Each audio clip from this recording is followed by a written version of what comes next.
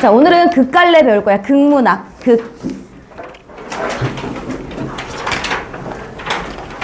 극갈래 배울 거예요. 원래 희곡이랑 시나리오를 보통 같이 해서 한 번에 배우는 경우가 있는데 우리 책에는 지금 희곡과 시나리오가 강이 나눠져 있어요. 그래서 오늘은 연극의 대본인 희곡만 배울 거예요. 다음 시간에 시나리오 배울 때 시나리오는요 드라마나 영화의 대본이야. 희곡이랑 연극의 대본인 희곡과 드라마 영화의 대본인 시나리오랑은 좀 차이가 있겠죠. 어떤 점에서 차이가 있겠어요? 희곡은, 그러니까 연극은 무대에서 상연을 하잖아. 그치? 무대에서 공연하니까 촬영하지 않고 그냥 연기를 관객이 직접 보고 있는 거지. 거기에 필요한 용어들이 들어가 있을 거고. 그럼 시나리오는 뭐예요? 촬영을 하지. 그러니까 촬영 용어들이 굉장히 많이 들어가 있어요. 촬영 용어를 우리가 다 외울 필요는 절대 없어. 다 나오거든. 밑에 주석으로 나와 있으니까 촬영 용어 외우려고 너무 힘들지 말고 어떤 식이다라는 거. 그래서 원래는 희곡 시나리오를 같이 가는 경우가 많은데 우리 책에 나눠져 있기 때문에 우리는 그냥 나눠서 갈게요. 고민을 했어. 같이 할까 말까 하다가 그냥 그래도 극갈래를 접해볼 기회가 많이 없고, 그치? 우리가 나올 때마다 모의고사에 나오면 좀 낯설게 느끼는 경우가 많잖아. 그치? 낯설다라고 생각을 하기 때문에 좀 희곡도 보고 시나리오도 보자 해서 나눠서 갑니다. 그래서 오늘은 연극의 대본인 희곡부터 볼게요. 희곡도 그렇고 시나리오도 그렇고 둘 다 갈래는 극이에요. 극. 그러면 보자. 우리가 지금까지 배웠던 갈래들이 뭐가 있었어요? 대본 문학들이 뭐가 있어? 시, 소설, 그리고 수필 이렇게 있었잖아요. 그치? 수필 우리가 아직 안 배웠지만 시, 소설, 수필 그리고 나오는 게 이제 희곡과 시나리오예요. 그래서 희곡과 시나리오는 이야기가 있기는 있어요. 그리고 어떻게 진행이 되니? 갈등을 중심으로 진행이 되지. 그런 면에서 서사 갈래인 뭐와 소설과 굉장히 유사하다라는 건 우리가 알 수 있겠죠. 그치? 서사 갈래랑 굉장히 유사한데 그럼 뭐가 다르냐? 이야기가 있고 갈등의 문학이다라는 점에서는 서사 갈래인 소설과 똑같아. 근데 뭐가 다르냐? 소설에 있는 가장 중요한 사람 누구? 이야기를 전달해주는 누구? 서술자가 희곡에는 존재하지 않는다. 서술자가 소설에는 있고 희곡에는 없어요. 그럼 희곡에 서술자가 없잖아. 그럼 희곡에서는 어떻게 이야기가 진행이 될까요?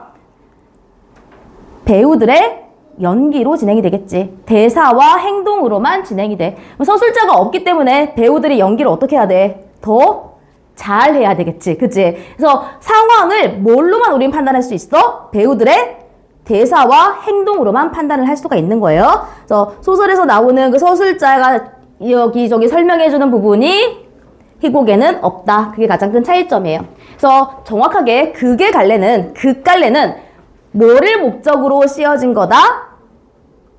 무대에서 하는 공연을 목적으로 쓰여진 거다. 그래서 무대에서 하는 공연, 뭐예요? 연극을 목적으로 쓰여진 건 희곡이라고 하고 우리가 다음 시간에 배울 시나리오는요. 드라마나 영화를 상영하기 위한 그 대본으로 쓰여진 거다라고요. 그 둘의 차이는 다음 시간에 하도록 하고 오늘은 극갈래 중에서 희곡의 특성부터 볼게요. 우린 그래서 뭐랑 비교를 해서 볼 거냐? 서사 갈래인 소설과 비교해서 볼 거예요.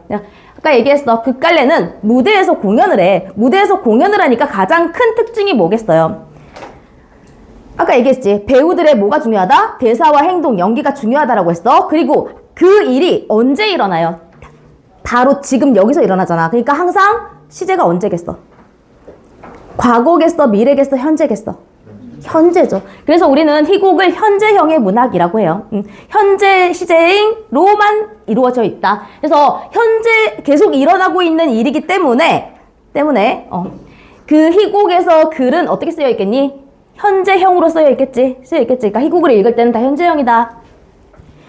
아까 얘기했어. 극갈래는요, 기본적으로 무대 공연, 무대에서 상연하는 걸 목적으로 만들어진 거다. 그러니까 공연을 목적으로 만들어진 거야. 희곡은 무대에서 하는 배우들의 연기야. 그리고 드라마나 영화는 역시 연기지. 연기지만 거기는 뭐가 들어가?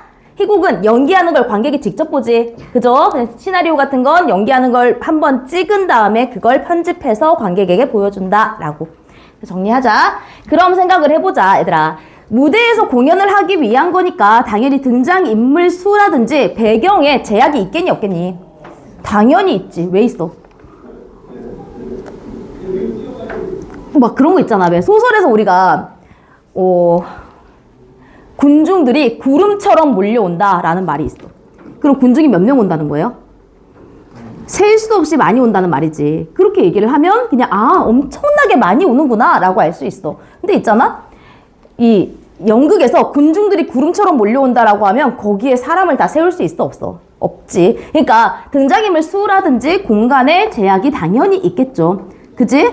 소설과 가장 큰 차이점은 공간의 제약이 있다. 그리고 아까 얘기했던 현재형의 문학이다. 그럼 정리를 한번 해볼게요. 여기 지금 개념은요. 아까 얘기했어. 무대 상연이나 드라마, 영화 상영을 전제로. 그러니까 무대 상연을 전제로 하는 건 우리가 오늘 배울 뭐? 연극의 대본인 이렇게 안 적힌다고. 희곡. 드라마, 영화 상영을 전제로 하는 건 드라마나 영화의 대본인 뭐? 시나리오. 드라마 대본이라고도 해요. 그래서 사건을 누가 없어? 서술해주는, 이야기를 전달해주는 서술자가 없이 뭐랑 뭐로만? 대화와 행동, 대사와 행동으로만 보여주는 문학 갈래를 극갈래라고 해요. 그래서 희곡, 드라마 대본, 시나리오 등이 대표적이다라고 개념을 딱 잡았어. 그러면 특징을 얘기할 때 우리는 여기서 지금 이거 뭐랑 비교를 할 거냐면 소설이랑 비교를 하면서 볼게요. 소설과 희곡의 공통점과 차이점에 대해서 한번 이야기를 해볼게요. 자, 공통점이니까 가운데 선을 없애고 어떤 점이 같다? 아까 이야기를 전해주는 문학. 뭐라? 어떻다고 했어? 뭐가 주가 된다 그랬어? 맞아. 갈등이 주가 되는 문학이다.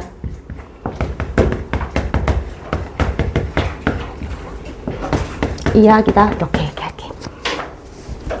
그리고 허구의 이야기라는 건 당연히 공통점이야. 그치? 여기다 허구의 이야기라고 적을게. 여기다 이렇게만 적을게요. 됐어요? 그리고 아까 우리 소설에서 기억나요? 혹시 소설의 3요소 알아요? 소설의 3요소? 쌤이 얘기를 따로 하진 않았어. 소설의 3요소.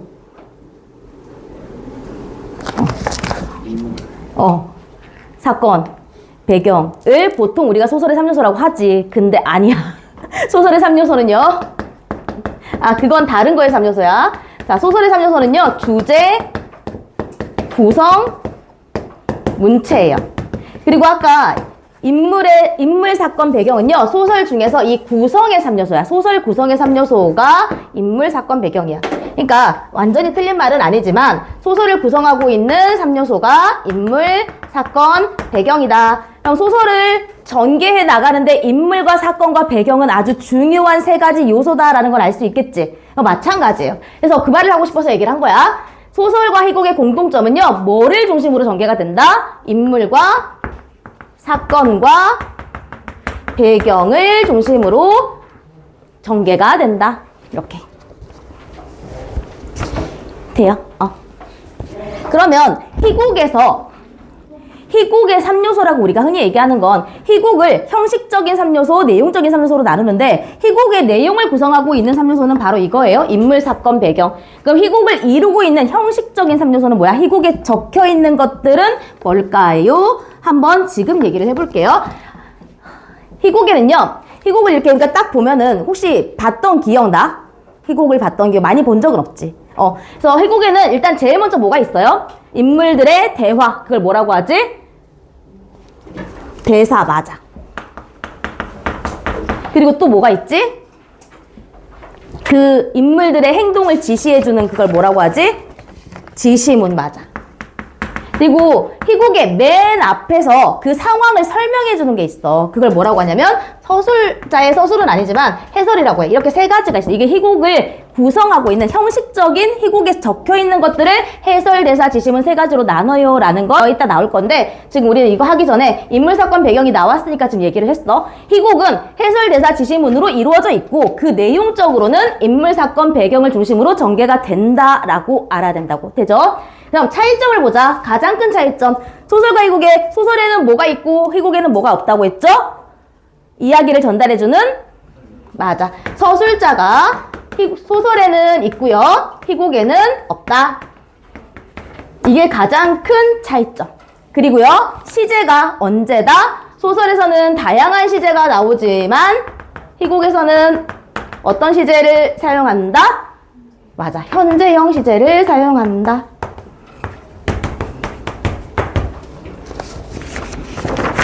또 무슨 차이점이 있을까요?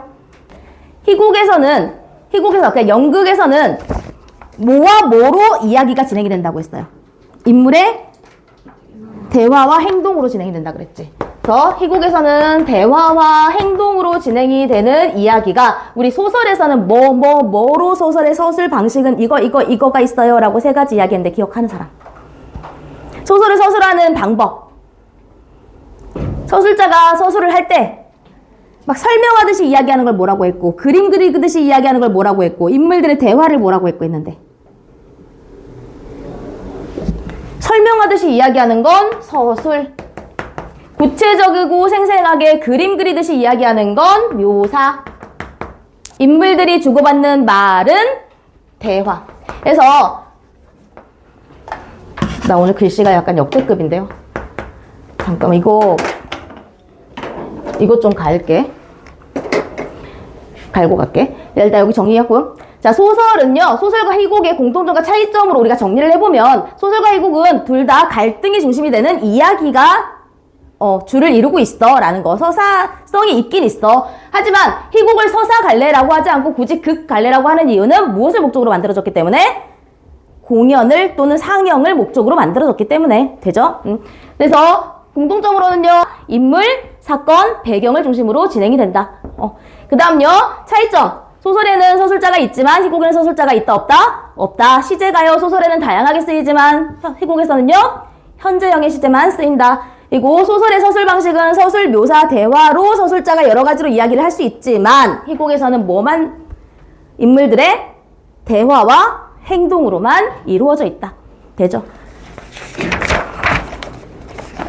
희곡에 대한 설명은 엄청나게 자세하게 하진 않을 거야. 오늘 배울 결혼이라는 희곡이 하고 싶은 이야기는 물질 만능주의를 비판하고자 하는 거야. 그러니까 물질을 너무 중요하게 생각하고 부자들을 이렇게 떠받들고 하는 그런 세상을 비판하기 위한 연극이에요. 그러다 보니까 좀 이렇게 과한 설정들도 나타나 있고요. 실험적인 부분들도 많이 나타나 있어요. 그래서 요거를 좀, 자세하게 지문을 막 뜯어보고 한다기보단 가볍게 좀 보면 될 것 같아. 그래서 우리 오늘 알아야 되는 건 극갈래의 개념, 그리고 극갈래가 소설갈래, 그러니까 서사갈래랑 어떻게 다른지, 그리고 어떻게 같은지. 우리가 극갈래가 나왔을 때 그런 문제 나오잖아요. 위와 같은 글의 특징으로 알맞지 않은 것은, 적절한 것은 이런 식으로 나오잖아. 그럴 때 소설이랑 헷갈리게 적어놓은 선지들이 되게 많거든. 그러니까 특히나 또 소설에도 그런 거 나와. 어떤 게 나오냐? 소설이 나와. 소설이 지문에 나오고 위와 같은 글의 특징으로 적절하지 않은 것은 이래가지고 오답선지에 제일 많이 나오는 게 대화와 행동으로 이루어져 있다, 이런 말이 많이 나와요. 근데 언뜻 보면 맞는 것 같거든? 왜냐면 소설도 대화가 있고 행동이 있잖아. 근데 대화와 행동으로 이루어져 있는 건 뭐다? 극갈래다라는 건 확실하게 알고 가자. 알지? 오늘 날씨가 확 더워졌지? 그지? 그래서 문 닫고서 보면 되게 소설은 구성이 어떻게 된다 그랬어요? 네, 기억나요 혹시? 우리가 계속해서 그렸던 거, 약간 이렇게 기울어진 무덤 모양이죠. 발단, 전개, 위기, 여기가 끝이 뭐예요? 절정, 그리고 결말. 이렇게 올라갔다가 확 떨어지는 이런 형식으로 돼 있었지? 그래서 여기서 이게 소설의 구성이었다면 희곡은요, 똑같이 가. 이렇게 가운데가 똑같이 가고 똑같이. 선생님이 똑같이 그리지는 못했는데 이렇게 똑같이 간다고 생각하면 돼. 그래서 어떤 식이야? 처음에는 시작은 똑같아요. 뭐예요? 발단이야. 발단, 전개, 그리고 끝이 바로 와. 절정 오고 하강, 대단원 이렇게 와. 왜냐면 소설은 서술자가 있잖아. 서술자가 있어서 절정으로 딱 말랐다가 확 결말까지 서술을 해서 풀어버리면 되거든. 갈등을 푸는데 그렇게 어렵지가 않아. 근데 희곡은 어때? 연극은 어때? 등장인물들이 대화 행동으로 갈등을 만들었어. 그럼 누가 풀어야 돼, 그 갈등을? 등장인물들이 대화 행동으로 풀어야 되잖아. 그러니까 푸는데도 시간이 좀 걸려. 그래가지고 이게 똑같이 푸는데도 시간이 걸려서 끝에 절정을 찍은 다음에 같이 온다. 발단, 전개, 절정, 그리고 중간에 뭐야 이게? 내려와서 하강, 마지막에 대단원이라고 해요. 우리가 드라마나 영화가 끝나면 뭐라고 해? 대단원의 막을 내렸다 막 이런 말 하잖아요. 그 대단원이 결말이란 뜻이야. 그래서 대단원이라는 말을 알아두자. 한 번씩 나오더라고, 대단원이라는 말. 그래서 우리 여기 구성 단계까지, 여기 밑에 보면 구성 단계 있잖아요.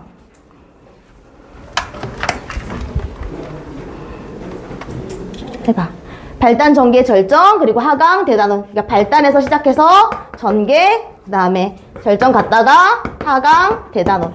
그러면 얘들아 생각해봐. 소설에서는 발단에서는 갈등의 실마리가 제시가 되고 여기서 시작을 한다 그랬잖아. 이렇게 바로 올라가려면 희곡은 어떻게 되겠어? 여기서 벌써 뭐 해야 돼? 갈등이 뭐 해야 돼요? 심화가 돼야 되겠지. 그지? 그래야지 여기서 최고조에 오르겠지. 그죠? 이해돼요? 그러니까 구성 단계가 소설이랑 조금 다르다 정도 알아두면 돼요. 이게 뭐 시험에 막 많이 나오고 하는 건 아닌데 내신에 나오면 모르겠는데 모의고사에 이런 것까지 다시 나오진 않지만 우리가 이렇게 진행이 된다 정도 알아두고요. 여기서 갈등의 시작 정도가 아니라 여기서 이미 심화가 되고 있다. 여기서 시작을 했다. 여기서 최고조에 이뤘다. 그 다음에 여기서 이제 해결이 되고 여기서 완전히 마무리가 된다. 요렇게 봐야 돼요. 그러니까 소설이랑 구성 단계가 좀 다르다. 요거 정리를 해보고 갑시다.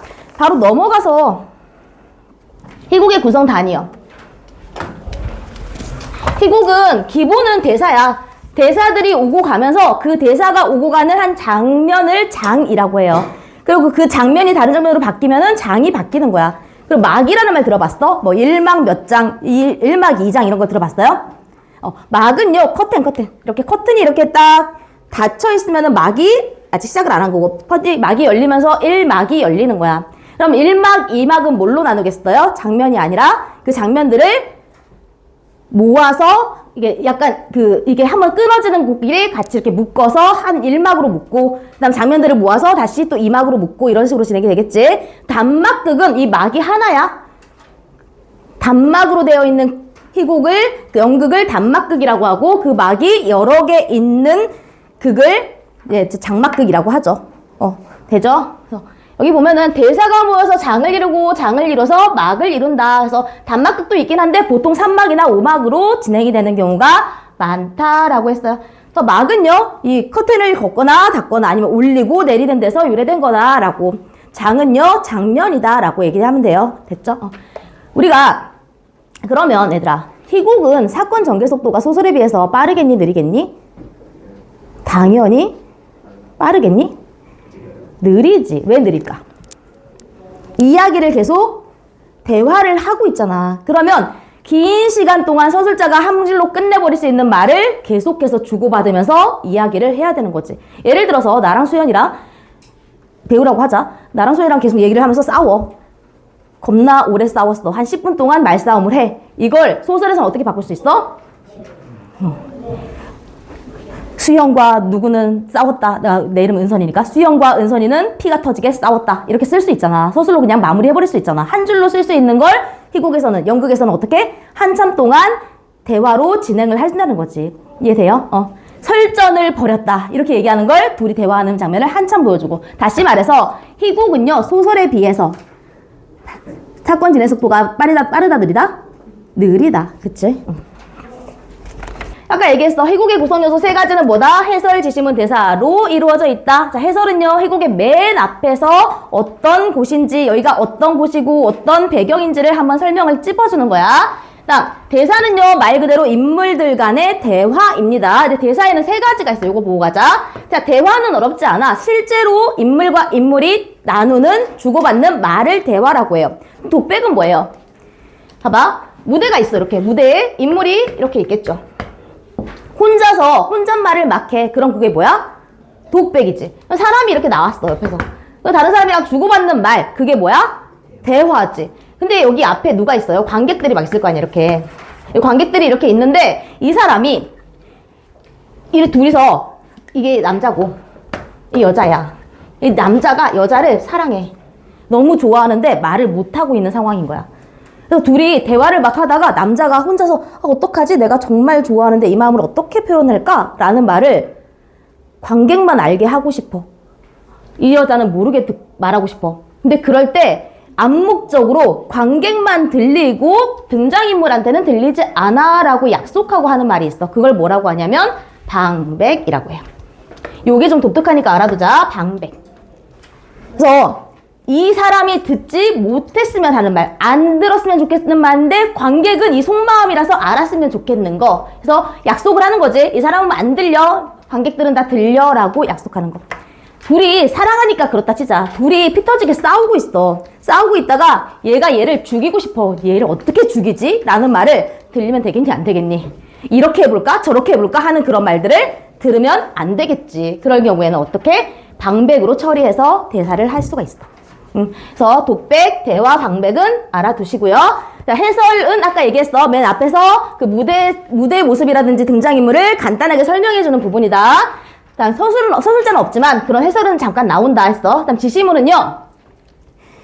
두 가지로 크게 나눕니다. 그 연기를 할 때 그 연기를 지시하는, 행동을 지시하는 것. 예를 들어서 이 인물이 이 남자가 이 여자를 좋아하고 있잖아. 그러면 뭐 부끄러워하며 라든지 뭐 눈을 깜빡깜빡 거리며 라든지 그런 행동을 지시해주는 말을 행동 지시문, 무대 지시문은요. 무대 장치나 무대에 어떻게 표현하는 걸 지시하는 말. 이게 지시문이야.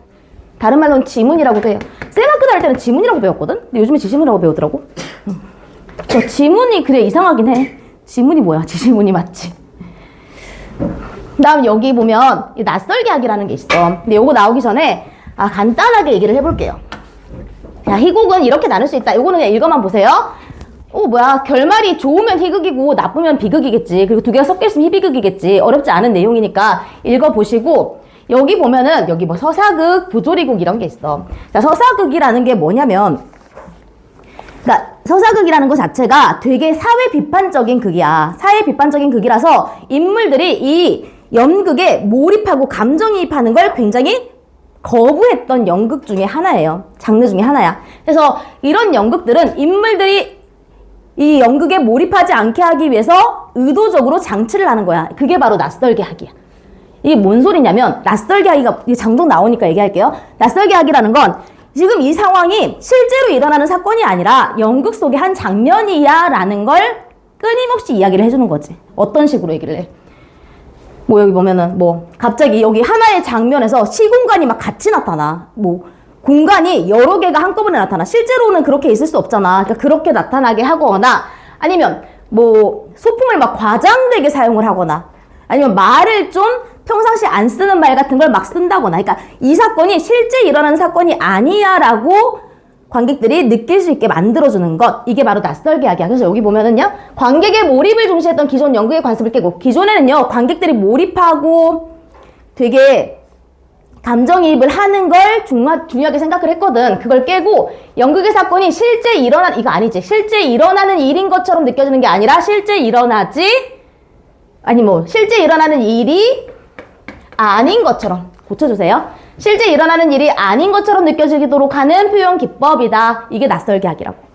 실제 일어나는 사건이라고 생각을 해버리면 너무 과몰입이 되잖아. 그 과몰입을 막는 거야. 그래서 연극이 무대 위에서 벌어지는 사건임을 강조하여 관객이 무대 위 사건과 인물한테 거리감을 느끼게 하는 거예요. 이게 그럼으로써 어떤 효과를 느끼게 하느냐, 어떤 효과를 얻느냐, 사회 비판하고자 하는 그 의도를 좀 더 강하게 관객들에게 어필할 수 있게 되는 거예요.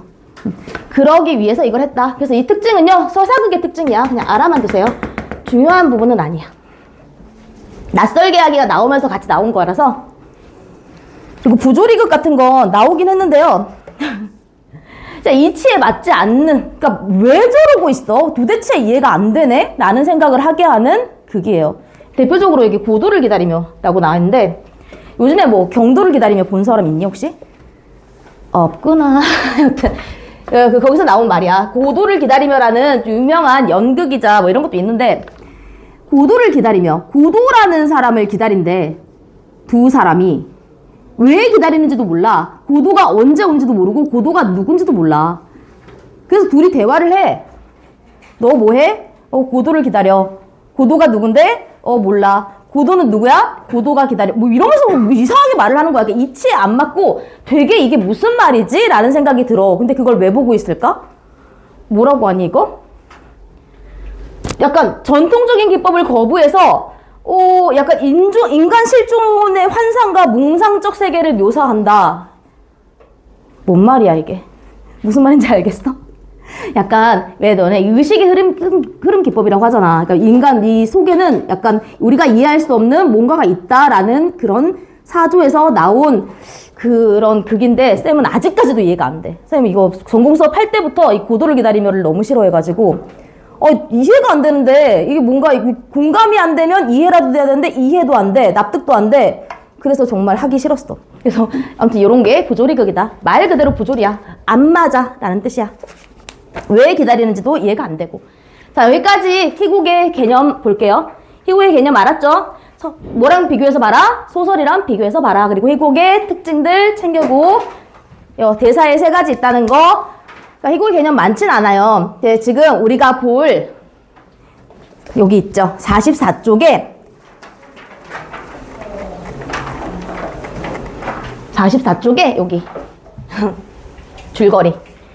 우리가 볼 결혼이라는 희곡이에요. 결혼이라는 희곡의 줄거리 간단하게 한번 읽어보고 요거 요약해 놓은 거 선생님이 영상 한번 보여줄게. 영상을 안 보고는 도저히 너네가 그렇다고 너 영상이 뭐 되게 잘 요약을 했냐? 또 그것도 아니야. 힘냈다 느낌이야. 이 정도가 최선이었니? 약간 그런 느낌이긴 하거든. 읽어보세요.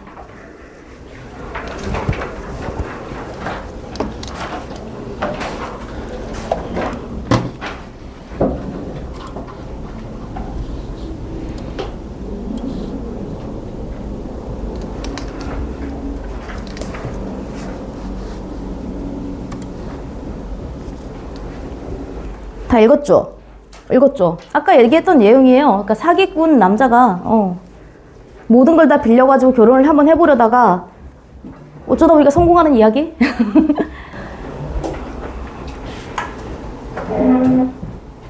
아무것도 가진 것이 없는 빈털터리 남자가 있었습니다. 외로움에 지쳐 결혼을 하고 싶었던 그는 맞선을 보기 위해 최고급 저택, 곧 모자와 넥타이, 하인 등 부자로 보일 수 있는 것들. 저기다 돈 다 썼네. 그래서 없는 거네. 그러나 그는 물건은 그간의 정해진 시간 동안만 사용할 수 있었습니다. 남자는 여성 잡지의 사료란에서 맞선 볼 여성을 찾고 그들을 집으로 초대했습니다. 여자는 자신의 부모님이 서로 사랑했지만 결국 아버지가 떠나버렸고 자신은 덕으로 세상에 태어났다고 말하며 자신, 어머니, 할머니의 사진을 보여줬습니다. 그러는 동안 남자는 빌렸던 물건들을 하나씩 빼앗겼습니다. 처음에는 하인이 억지로 빼앗아가고 남자는 아쉬워했지만 점차 그는 물건을 되돌려주는 것이 당연하다는 것을 깨달았습니다. 정해진 시간이 다 되어 하인에게 물건을 빼앗기는 와중에도 여자에게 애정을 느낀 남자는 계속해서 그녀를 덤이라 부르며 청혼을 했습니다.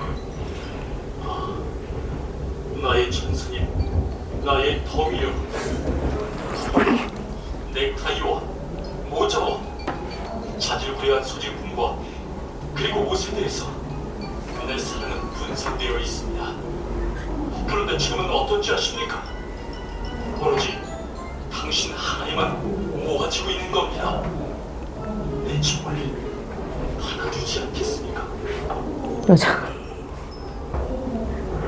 저택을 빌리기로 한 45분이 지나 남자는 나가라는 경고문을 받고 남자의 것이 모두 빌린 것이라는 것을 알게 된 여자는 충격을 받고 이별을 고합니다. 당신은 사기꾼이에요. 그래요. 나는 사기꾼입니다. 이 세상 것을 잠시 빌렸었죠. 그러나 누구 하나 자신 있게 이건 내 것이다. 자신 있게 말할 수 있는 사람은 없습니다. 모두들 덤으로 빌렸지. 눈동자, 입술, 코 하나 자기 것이 아니고 잠시 빌려 가진 거예요. 남자는 여자에게 사랑을 고백합니다. 내가 이 세상에서 당신을 빌리는 동안에 아끼고 사랑하고 그러다가 언젠가 그 시간이 되면 고스하게 되돌려 줄 테고. 남자의 사랑을 깨달은 여자는 그의 청혼을 받아들였습니다. 그래요. 당신이 아니고 누굴 더 사랑하겠어요. 어서 결혼하러 갑시다.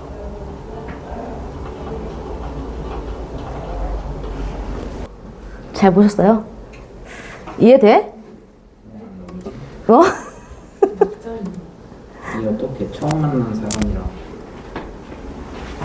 청혼한 사람이랑 결혼을 한다고? 그러니까 결혼을 그리고 제일 지금 이해 안 되는 거 집으로 불렀는데 간다고? 이 세상에? 험한 세상에? 잡지에 사교란 나오는 거 보니까 지금 시대는 아니야, 그치? 그러니까 그때만 해도 세상에 살만했나 봐. 지금 같아서는 어때? 야, 진짜 장기 뺏길까 봐 못 갔지, 그치?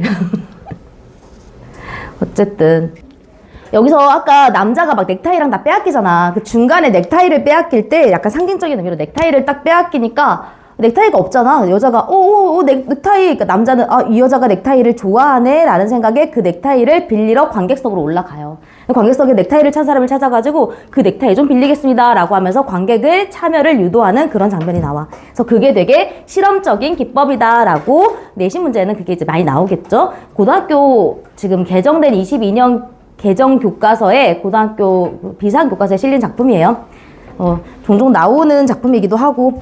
그래서 실험적 기법이야. 어떤 실험적 기법이니? 관객의 참여를 막 유도를 하고 무대 장치가 막 특별하게 많이 있는 게 아니야. 뭐만 필요해? 관객과 배우만 중요하게 보는 작품이야 라고 보면 돼. 그리고 아까 여자가 거기 들어왔잖아. 딱 왔는데 집이 어때? 엄청 멋지고 남자는 막 삐까뻔쩍하게 꾹꾹꾹 하고 있잖아. 그래서 그런 모습을 보고 여자는 되게 좋아해. 왜 좋아하냐면 엄마가 그랬대. 너 가서 남자가 부자면은 무조건 결혼하고 와라 라고 했대. 그래서 아까 얘기했지. 주제가 뭐야? 물질 만능주의를 비판하는 내용이다 라고 했잖아. 물질이 있어야 결혼을 한다는 건 남자가 먼저 이것저것 빌리는 거에서 보여줬고, 여자 또한 물질이 풍부한 사람을 보면 결혼을 하라는 엄마의 말씀을 듣고 그렇게 결정을 하고 온 거야. 왔는데 알고 봤더니 남자가 돈이 있었어 없었어? 없었어. 사기꾼의 빈털털이었던 거야. 그래서 그런 상황에 여자는 저는 그럴 수 없어요. 결혼할 수 없어요. 저희 엄마도 그건 싫어할 거예요 라고 하다가 남자가 이 세상에 그럼 내게 어딨냐. 어차피 다 빌린 거잖아요. 당신도 빌려서 내가 소중하게 쓰다가 돌려줄게요. 아까 내가 저 넥타이 관객한테 빌렸다가 다시 돌려준 것처럼 당신도 돌려줄게요 라고 이야기하니까 여자는 이 남자 괜찮은데? 라는 그런 이상한 생각을 하고 오케이 결혼합시다 하고 같이 도망가는 이야기예요. 이상하지? 이상한 내용의 이야기를 봤고요. 요거를 정리를 간단하게 먼저 하고 갈게요. 예. 자, 희곡이고요. 여기 막이 하나야. 단막극이야. 되게 짧게 끝나는 작품이고 실험극이라고 하죠. 어떤 실험극? 관객의 참여를 굉장히 많이 유도하고 있는 연극이다 라고. 그래서 풍자해. 뭘 풍자하니? 물질 만능주의 세태를 풍자하고 있겠지. 희극적이야. 좀 이상하잖아. 웃기잖아. 그래서 좀 웃기게 표현하고 있고, 그 다음에 우의적. 우의적이라는 말은 종종 나와. 선지에도 되게 자주 나오는 말이거든. 우의적으로 표현하고 있다라는 건 직접적으로 대놓고 이야기하는 게 아니라 간접적으로 돌려 말하고 있다라는 거예요. 대표적인 게 뭐야? 이솝 오화 같은 거죠. 동물의 이야기를 들어서 이야기하는 것. 그런 것들을 우의적인 표현이다라고 해요. 또 교훈적이지. 뭐가 교훈적이야? 물질이 전부가 아니네. 그래서 여자는 처음에는 남자의 뭐를 보고 끌렸을까? 재력. 이 남자 좀 사는데? 하고 끌렸다가 나중에 뭐야 이랬지. 근데 남자가 아까 하는 말이 좀 넘어갈 만하디? 아니지. 근데 여자는 그게 좋았나 봐. 그래서 당신을 정말 사랑해서 당신을 잘 빌려 쓰고 돌려줄게요 라고 하는 그 남자의 말에 이 남자 속도 괜찮은데? 라는 생각은 내면의 아름다움을 느꼈다나? 그래서 느끼고 결혼하는 이야기를 납득이 안 가네. 여튼 그래요. 그래요. 그래서 배경은요 많이 바뀌어 안 바뀌어? 배경이 거의 안 바뀌고 거기 그 저택의 응접실에서 끝납니다. 소유가 어떤 건지, 내가 지금 갖고 있는 게 과연 진짜 내 것인가. 희준이가 어제 선생님한테 화이트를 빌려가고 집으로 가져가 버렸거든. 내가 분명히 주고 가라고 했는데 제가 가져간 거야. 그럼 희준이는 선생님한테 화이트를 빌려간 거지. 그치? 그럼 결국 나한테 다시 뺏겼지. 결국 다 빌린 거야 라는 거지. 물론 화이트뿐만 아니라 너네가 입고 있는 옷, 너네 태어날 때 옷 입고 태어났어? 안 입고 태어났어? 안 입고 태어났지. 그치? 그랬지만 하나 지금 생겼지? 이거 생겼네. 이거 뭐야? 이거 덤이다. 뭐 이런 거예요. 그런 느낌이야. 그래서 아까 여자의 엄마가 왜 부자랑 결혼하라고 했냐면 여자 아빠가 저 남자랑 똑같은 사람이었대. 되게 빈털털인데 있는 척하고 여자 엄마한테 접근해가지고 결혼을 한 거야. 그리고 남자는 여자 아빠는 떠나버리고 여자 엄마 혼자 살고 있는 거지. 그러니까 여자 엄마가 너는 반드시 부자랑 결혼해라 라고 하신 거예요. 그치만 그 여자는 결국 자기 아빠랑 비슷한 사람이랑 결혼을 하게 되네요. 정의 이거는 넘어갈게요. 여기 이거 보자. 특징 보세요. 관객을 극중으로 끌어들여서 관객과의 거리를 좁히고 있다. 이거 뭐를 빌린다고 했지 아까? 나 관객한테 넥타이 빌리는 이야기 나온다고 했었죠. 넥타이를 빌리는. 다음 특별한 무대장치 조명 음향 효과는 없어. 그냥 관객과 그 배우들과의 대화만 이루어지고 있다. 거의 대부분 그래요. 그다음 맨 처음에 아까 그 남자 있잖아. 그 남자가 처음에 딱 나와가지고 이야기를 읽어주는데 그 이야기의 내용이 방금 그 내용인 거야. 이런 남자가 이것저것 빌려가지고 어떤 여자랑 결혼을 하려고 하는데 이렇게 됐단다 라는 얘기를 하더니 그러면 제가 그 남자가 되어보겠습니다 하더니 갑자기 그렇게 빌려가지고 시작을 하여튼 그래서 배우가 읽는 이야기책과 극중사건이 일치한다. 이야기책의 내용을 극중현실로 바꾸는 그런 실험적인 기법, 굉장히 실험적인 기법들이 많이 사용됐다라고 해요. 그다음 상징적인 소도구 뭐야? 빌린 물건 뭐야? 넥타이를 사용하여 주제를 드러내. 어떤 주제를 드러내니? 이 세상에 내 것은 없어. 다 뭐야? 빌린 거야. 소유에 대한 개념. 물질, 우리가 되게 물질 만능주의, 물질을 되게 중요하게 생각하는데 그 물질 사실 별거 없다. 뭐가 중요하다? 내면이 중요하다는데 내면이 중요한 게 좀 와닿니? 와닿으라고 만든 연극이니까 와닿자, 우리. 와닿아야지 어떡해. 자, 발단 전개, 절정, 하강, 대단원 부분은 아까 얘기했던 부분이니까 넘어갈게요. 그다음에 여기 실험적 기법이라는 거 이거 챙겨두시고 우리가 그럼 바로 지문을 볼 건데 오늘은 뭘 할 거냐면 요거 20문제를 다 풀기는 풀 거야. 근데 뭐 지문을 자세하게 뜯어보진 않을 거예요. 그래서 지금 내가 너네에게 시간을 줄게. 우리가 극을 지금 낯선 장르잖아. 그러니까 이 낯선 갈래를 읽고 문제 푸는 연습을 한번 해보라고. 그래서 지금 1번부터 20번까지 선생님 시간을 15분 정도 줄 테니까 얼른 마저 풀어보세요. 그리고 답 맞춰보고 간단하게 지문 보면서 그렇게 맞춰보고 마치도록 할게요. 시간 더 많이 필요할까요? 몇 번이나 했어? 반 정도 했어요? 10번까지는 다 된 사람. 그럼 10번까지 먼저 보자. 10번까지 먼저 볼게요. 자, 1번부터 볼게요. 이 글의 갈래적 특징이요. 갈래적 특징은 뭘 얘기하는 거야? 희곡. 극갈래의 특징으로, 희곡의 특징으로 적절하지 않은 것은 얘요. 몇 번일까요? 아는 것. 빠르게 얘기하자. 자, 5번은, 자, 우리가 아직 안 배웠지만, 이 장면, 씬 단위로 구성된 건 시나리오야, 시나리오. 우리가, 무슨 씬 얘기하잖아요. 그 씬은 드라마나 영화의 장면을 이야기하는 거예요. 희곡은 장면이 아니라 뭐야? 장과 막을 구성 단위로 하고 있다라고. 그 다음에 2번 남자에 대한 설명으로 가장 적절한 건 요거는 어렵지 않다. 그치? 몇 번? 적절한 것. 몇 번일까? 2번이죠. 여자와 결혼하기 위해서 이것저것 빌리고 있는 사람이죠. 그냥 내용을 잘 알고 있는지 알아보는 문제였고, 자, 이 글을 읽은 학생들의 감상으로 적절하지 않은 것. 3번. 맞아. 남자와 여자. 자, 남자는 돈이 있음을 보여줬지만 여자는요? 뭐 명품백이라도 들고 있었니? 아니잖아. 그래서 서로의 재산에 끌렸다는 아니야. 남자한테 끌리기만 했어, 여자가. 여자는 처음에 남자는 여자한테 왜 끌렸어? 예뻤나 봐요. 골랐잖아. 잡지에서. 제일 예쁜 사람 골랐겠지. 그치? 그러니까 재산에 끌린 건 아니야. 자, 4번. A와 B. A는 뭐고 B는 뭐니? 자, A는 뭐라고 해? 자기 물건 가져가는 하인에게 처음에는 가져와 했는데 말 안 들으니까 그거 좀 빌려주세요 라고 빌려주게 라고 이야기를 하고 있는 부분이죠. 그러니까 A에서 나타나는 건 뭐예요?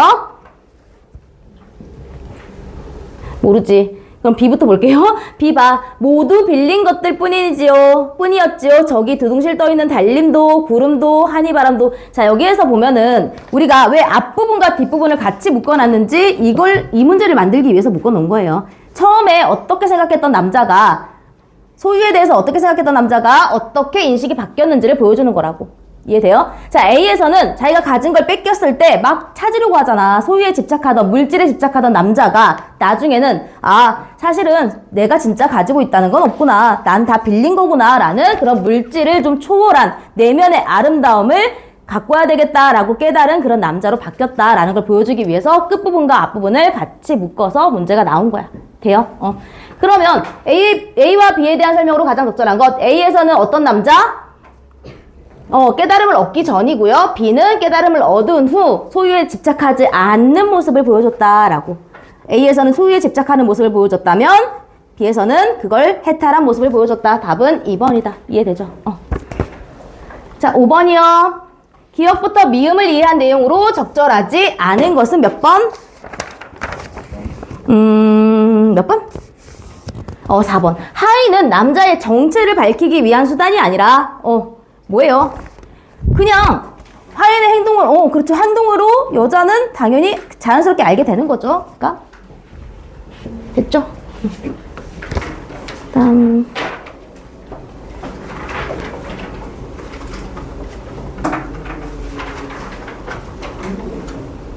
6번. 자, 이 글의 처음 부분에 이런 작가 노트가 있었어. 여기에는 무대 장치도 특별하게 필요하지 않고 여기서 필요한 건 뭐뿐이다? 관객과 소품들 뿐이다 라고요. 그것들로 이야기를 만들겠다 라고 했어. 그럼 봐요. 이 글을 감상한 내용으로 적절하지 않은 것은 아는 것. 몇 번? 이런 말은 전혀 상관없지, 그치? 기술적 한계, 이런 게 필요 없죠? 못해서 안 하는 게 아니라 그냥 안 한 거예요. 됐죠? 실내에서 공연하기 알맞도록 공간을 설정한 건 실의 모습을 담아내는데 기술적 한계가 있었던 당시 시대, 이런 말은 전혀 상관이 없죠. 나머지는 뭐가 중요해? 무대 장치나 이런 것보다는 관객과의 호흡, 그리고 진솔한 대화의 모습, 그냥 소품들을 어떻게 사용하느냐가 더 중요하기 때문에 이렇게 만들었다라고. 다음 7번. 놀이에 대한 설명. 놀이는 무슨 놀이였어요? 아까 여자의 사진을 젊을 때부터 늙을 때까지 이렇게 하는 거였지? 그게 의미하는 건 뭐야? 사진을 젊은 여자, 그 다음에 중년 여자, 그 다음에 늙은 할머니 여자, 이렇게 사진들을 다 하나씩 이렇게 보여주잖아. 이 놀이를 무슨 놀이라고 했어? 재밌는 놀이. 왜 재밌다고 했어? 뭐를 보여주기 때문에? 시간의 흐름을 보여주잖아. 시간이 흐를수록 가지고 있던 젊음과 아름다움이 점점 어떻게 돼요? 사라지고 있잖아. 그치? 그래서 이 놀이에 대한 설명으로 적절하지 않은 것은 몇 번일까요? 하나씩 보자. 남자와 여자가 서로를 더 이해하게 되는 계기이다? 아니야? 맞죠? 왜 맞아? 시간이 흐르면 우리가 가지고 있던 거 점점 사라져. 그러니까 그 소유 물질에 집착하지 말고 우리가 서로의 내면을 보고 사랑을 하자라는 그런 내용이 담겨 있는 거라고. 남자가 여자에게 자신의 깨달음을 전하는 수단이야. 남자가 먼저 깨달았거든. 그 여자한테 이거 보세요. 사진 봐봐. 할머니가 돼도 당신은 당신이야 라는 거지. 아름다움이 사라졌어도 그 내면은 그대로 있단다. 뭐 이런 거. 남자가 여자에게 소유의 본질을 깨닫게 하기 위해 한 행위이다. 이거 뭐예요? 맞지? 그치? 남자가 여자에게 아름다운 외모도 시간이 흐르면 사라진다는 점을 깨닫게 하려는 행위이다. 맞지? 그치? 그래서 그런 거에 집착하지 말고 나의 내면을 받아오. 나랑 결혼하자. 이거지. 남자가 여자에게 아름다운 외모를 잃기 전에 열심히 살아야 한다는 점을 이게 맞니? 그럼 외모로 먹고 살아야 되는데 그런 말이 있어요? 없지. 답은 5번입니다. 7번 했고요. 8번. 가에 대한 설명으로 가장 적절한 것. 자, 가 전체. 넥타이 빌리는 이야기죠. 적절한 것. 3번이죠. 그죠? 넥타이를 뺏긴 그 상황을 전달하고 있다. 관객 참여를 유도하고 있다. 이렇게. 자, 9번. 기억과 니은에서 알 수 있는 여자의 심리. 자, 기억에서는요, 당신은 멋진 사람이군요. 니은에서는요, 당신은 친절한 사람이군요. 라고 했어. 멋진 사람은 어떤 걸 칭찬하고 있어요?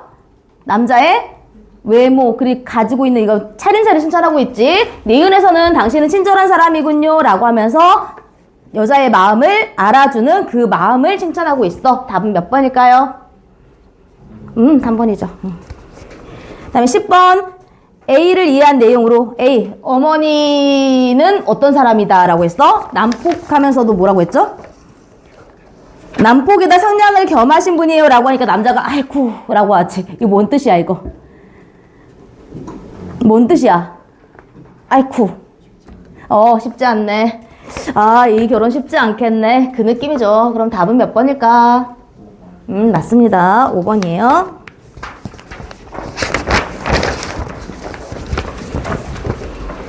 이거 10번까지는 지금 우리 됐어. 11번 같이 보자, 얘들아. 11번. 이 글을 무대에서 공연할 때 연출자가 고려할 사항으로 적절하지 않은 것. 자, 봐봐. 남자가 청혼할 때 여자가 거절을 해. 근데 여자는 이 사람 진짜 이상해 이러면서 거절하는 게 아니라 뭔가 이상한데? 끌리는데? 이런 마음을 하면서도 이 사람 부자가 아니기 때문에 엄마는 부자랑 결혼을 하고 있잖아. 그래서 거절하는 거야. 그러니까 단호한 거절이야? 아니면 머뭇머뭇한 거절이야? 머뭇거리는 거절이지. 그래서 단호한 어조와 표정은 아니다. 되죠?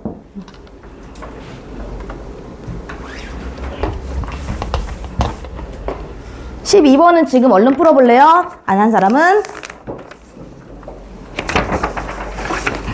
이게 이제 앞에 넘겨서 봐야 돼가지고 좀 힘들지.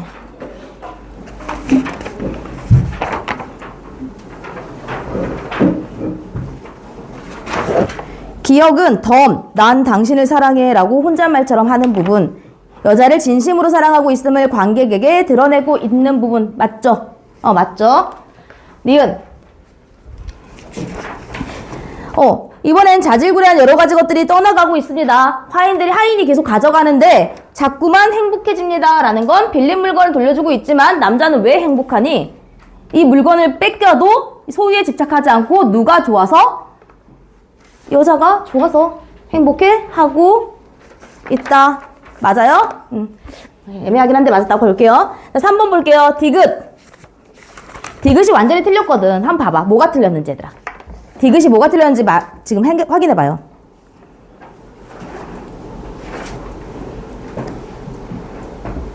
남자가 깨달음을 얻은 거야. 어떤 깨달음? 물질에 집착하지 말자. 소유는 크게 의미 중요한 게 아니다. 그냥 빌린 거다라는 걸 깨달았어. 그러면서 난 뭔가 진실한 걸 알 것 같습니다. 라고 하지. 거기에 대한 설명으로 적절하지 않은 것. 이게 틀렸거든. 어디가 틀렸어요? 틀린 부분 찾아볼래요? 소유한 모든 것은 나중에 돌려받을 수 있는 거야? 아니지. 이거 뭐야? 돌려줘야 한다는 것. 그러니까 지금 내가 가지고 있는 게 빌린 것이라는 걸 깨달았다. 이렇게 봐야 되겠지. 되죠? 그래서 4번, 5번은 그냥 넘어갈게요. 답은 3번이다. 그 다음에 13번 A 부분이요. A 부분 다 볼래? 51쪽에 A.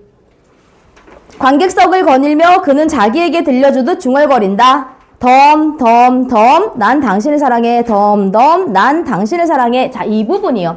그 부분이 어떤 부분일까? 우리 아까 배웠던 대화, 독백, 방백 중에서 뭘까?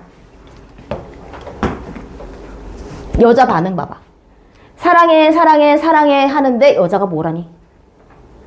그거 뭐하냐? 이렇게 얘기하지. 이 말을 들었으면 이 말이 나와요? 안 나와요? 안 나오지. 여자한테는 안 들려. 누구한테만 들려? 관객에게만 들리는 이게 바로 방백이에요. 방백이야. 그럼 방백에 대한 뭐겠어?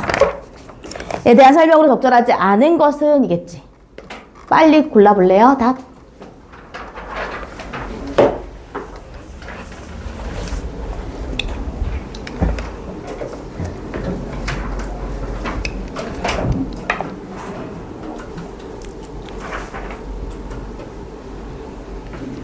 몇 번이니? 3번이지. 왜?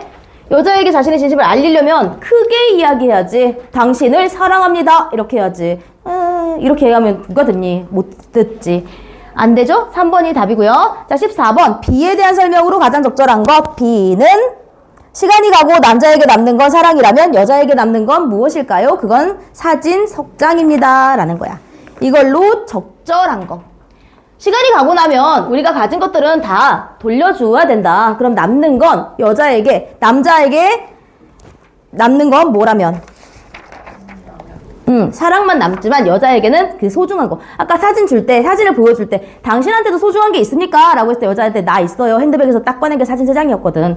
여자한테 남는 거는 사진 석장이야 라는 건 시간이 지나면 모든 것은 변하고 사라진다는 걸 깨닫게 하고 있다가 맞지 않을까요? 아니에요. 왜 이렇게 눈이 초점이 갔지? 어려웠나? 봐봐.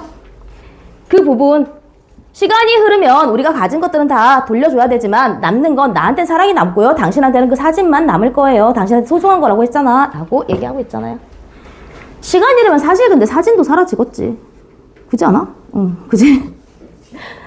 약간 그런 느낌이긴 한데 여튼요.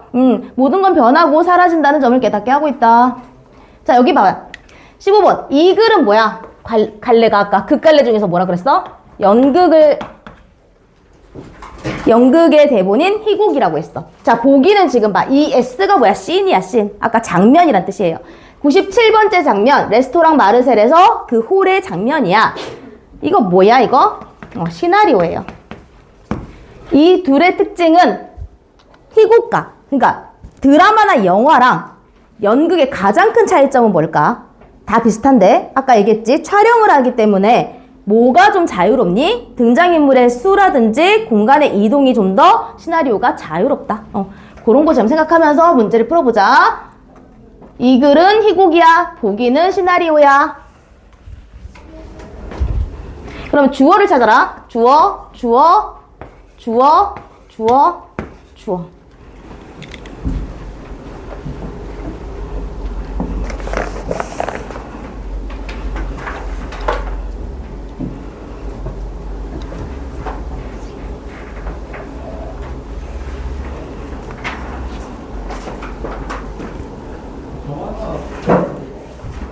근데 이건 좀 쉽네요. 몇 번이니? 과거. 둘 다 과거 아니고 뭐야? 현재. 물론 시나리오에서는 과거 이야기가 있을 수도 있지만 시점 자체는 과거로 가도 뭐야? 현재를 연기하고 있지? 그래서 극갈래는 현재형의 문학이다라고 했어요. 다음 넘어가서 우리 16번 볼게요. 이 글에 대한 설명으로 적절하지 않은 것.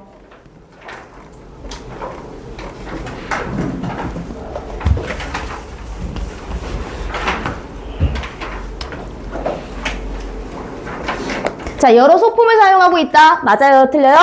맞지. 소품 중요하다 했지. 등장인물들이 대화를 통해 사건을 전개하고 있지. 다음, 보조인물 누구? 하인, 그지. 여기 나온 사람이 없어. 셋밖에. 활용하여 그게 긴장감을 부여하고 있다. 맞고요. 등장인물들의 인식이 변화되는 모습. 보이지? 다음, 역순행적 구성이 있냐? 없지. 답은 5번입니다. 자, 17번. 남자는 결국 자신의 정체를 밝히면서 자신의 진심을 여자에게 전한다. 남자는 소유의 본질을 깨닫게 된 걸 자기 자랑거리라고 말해. 이러한 남자의 대사를 통해 이 작품의 주제의식을 파악할 수 있다. 소유라는 뭐다?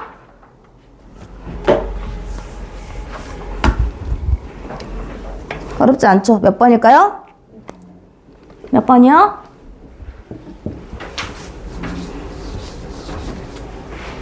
자, 가장 적절한 거.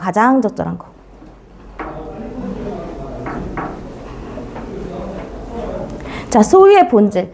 헷갈릴 수 있어. 자, 5번, 3번 헷갈릴 수 있는데 이 중에서 더 맞는 말 뭘까요? 5번일까요? 3번일까요? 3번이에요, 사실. 자, 이게 봐봐. 자, 소유의 본질을 깨달았어. 남자가 소유의 본질에 대해서 뭐라고 얘기를 하고 있어요? 보기를 참고로 다를 이해한 거야. 다를 한번 보자, 우리. 다를 보면 여기 다에서 뭐라고 하고 있어요? 난 사기꾼이요. 이 세상 걸 잠시 빌렸죠. 근데 시간 되니까 다 돌려줘야 했어요. 근데 봐봐. 여기 봐봐요. 모두 다 덤으로 빌렸다. 그리고 빌린 동안 잘 사용하고 돌려줘야 하는 것들이다. 라고 지금 얘기를 하고 있잖아. 여기도 마찬가지. 이 다에서 나와 있는 얘기는 5번 내용이라기보단 3번 내용이 많이 나왔다. 그래서 답은 3번이다. 이렇게 봐야 돼요. 왜냐면 여기 문제에서 보기를 참고해 다를 이해한 내용으로 라고 했잖아. 물론 이 연극 자체가 물질 만능주의를 비판했다. 그건 맞아. 맞는데 다를 이해한 것, 여기에 물질 만능주의를 비판하는 내용보다는 남자가 자신의 깨달음을 이야기하고 있잖아요. 어떤 깨달음? 빌린 걸 잘 사용하고 돌려주자. 이게 다 빌린 거니까 라고. 답은 3번입니다. 그래서 좀 애매했을 거야. 다음 18번이요. A와 B. A는 뭔 말도 안 말을 하고 있어. 내 재산이 얼마쯤 될까 그걸 생각하고 있었습니다. 라고. 그러면서 하필 이럴 때 그런 생각을 하냐. 그러니까 남자가 부자의 인색한 버릇입니다. 나는 재산이 너무 많아서 뭐죠? 개구라죠. 개구라입니다. 그러면 뭐냐 이거? A에 대한 설명. 남자가 뭐 하고 있음? 거짓말을 하고 있음을 이야기하고 있는 거지. 처지를 속이고 있음을 이야기하는 거예요. 그럼 B에서는요. 그랬던 남자가 어떻게 됐어? 이번엔 모자가 의자에서 떠나갔습니다. 다행이에요. 모자는 작아요. 의자가 간 것보다는 모자가 간 게 낫지 라고 약간 상황을 뭐 하고 있어? 긍정적으로 합리화시키고 있는 부분이죠. 답은 몇 번일까요? 3번이에요. 그러니까 문제가 자, 19번, 20번 하고 마무리하자. 기억부터 미음에 대한 설명으로 적절하지 않은 것은 자, 기억은요. 계속 혼잣말처럼 난 당신을 사랑해요 라고 하고 있다. 자, 등장인물에게는 들리지 않지만 진심이 느껴지도록 연기해야 한다. 혼잣말처럼 얘기하니까 등장인물에게 들리지 않게 얘기해라 라고 했어. 맞죠? 다음 니은이요.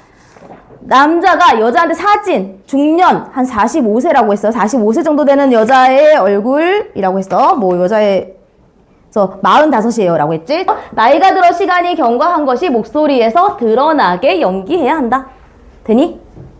되죠? 그러니까 이 지문, 행동 지시문이 뭐를 나타내는지 알려주고 있는 거지. 다음 디귿이요. 디귿에서 뭐라고 하고 있어? 멈칫선다. 그러나 얼굴은 남자를 외면한다. 뭐야? 보면은 마음이 흔들릴 것 같아서 외면한다. 작별 인사하고 남자가 붙잡자 갈등하는 모습을 연기해야 한다. 맞아요? 아니에요? 얘들아, 이 내용 이제 그러니까 공감이 안 되는 건 나도 알겠어. 근데 여자는 남자를 사랑하게 됐다니까? 남자가 이상한 말을 해도 그 말이 좋대. 그러면 남자가 이렇게 하면서 엄마가 부자 아니면 결혼하지 말라 그래서 난 당신이랑 헤어질 거예요 하면서 어떻게 돼? 얼굴을 보고 싶은데 안 보고 이렇게 외면하는 거라고. 어떤 마음인지 알겠어요? 그래서 맞다잉? 맞아. 그 다음 침묵 봐. 가시는 겁니까? 나를 두고서 하니까 여자가 아무 말도 안 해. 무슨 말이야? 내면적으로 갈등하고 있는 모습인 거지. 맞지? 그 다음에 악의적인 느낌이 없이 당신은 사기꾼이에요 라고 한다고. 당신은 사기꾼이야 이게 아니라고. 당신은 사기꾼이에요. 뭐예요? 당신은 사기꾼이지만 나는 당신을 사랑해버렸네 라는 거지. 증오의 감정을 억누르고 맞냐 이거? 아니다. 상황을 좀 이해가 안 되더라도 좀 이해를 해보려고 해요. 어쩔 수 없어. 20번 봐. 진짜 나도 힘들어. 자, A와 B에 대한 설명으로 적절하지 않은 것. A가 뭐냐? A는 하인이에요. B는요, 넥타이를 빌려준 그 사람이에요. 자, A, 하인이야. 이건 넥타이 빌려준 관객. 여튼 A, 물건을 가져가고 구둣발로 남자를 차내려 하면서 긴장감을 고조시킨다. 맞니? 하인이? 맞잖아. 남자가 빌린 물건을 사용할 수 있는 시간이 정해져 있음을 알게 해주는 하인. 맞아요? 맞지.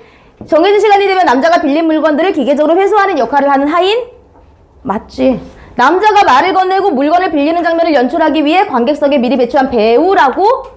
아니었지. 관객과 호흡하는 모습을 보여주기 위한 실험극이라고 했어. 그러니까 아니야. 야, B번은 뭐야? B. 물건을 빌려주는 역할을 요구받으면서 관객이 극의 전개에 참여하는 효과를 제공한다. 맞아요? 맞지. 답은 몇 번? 4번. 여기까지 하겠습니다. 고생했어요.